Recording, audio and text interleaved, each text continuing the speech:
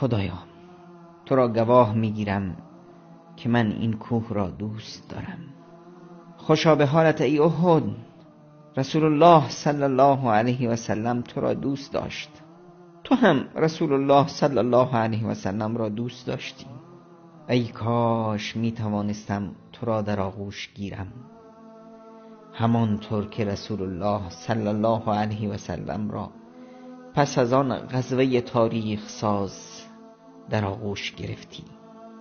معرکه‌ای که جلوی چشمان تو به وقوع پیوست و با نام تو شناخته می شود، غزوه احد. جنگ احد گویا تو را در این جنگ نقشی بود که البته نقشی بود، تو شرکت داشتی. تو یکی از بزرگترین و شجاعترین سربازانی بودی که در این جنگ شرکت داشتی. پس از آن که مؤمنان در زیر ضربه های هولناک دشمن تماسک خود را از دست داده بودند و سپاه از هم پاشید، این تو بودی که مولایم رسول الله صلی الله علیه و سلم را در آغوش گرفتی.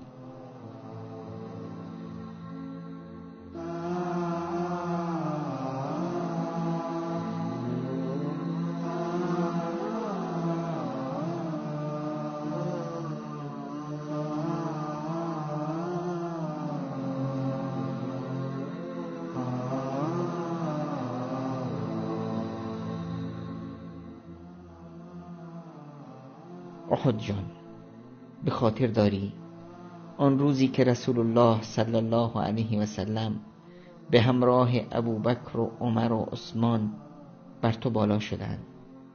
چقدر خوشحال شده بودی، از شدت شادی تنت به لرزه افتاد.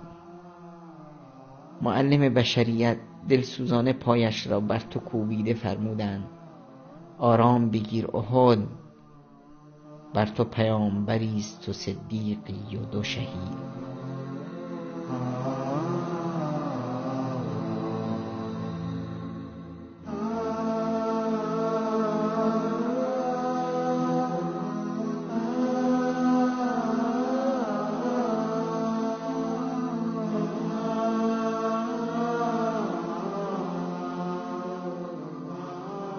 احد جان، ای کاش زبان می گشودی و از دلاور مردی های حمزه برای من می گفتی، از شجاعت مصعب ابن عمیر، از دلیری ابوبکر صدیق و از پهلوانی های عمر ابن خطاب و از رشادت علی و فاطمه و از بزرگمنشی عایشه و ام سلیم و از جهاد نصیبه ام عماره.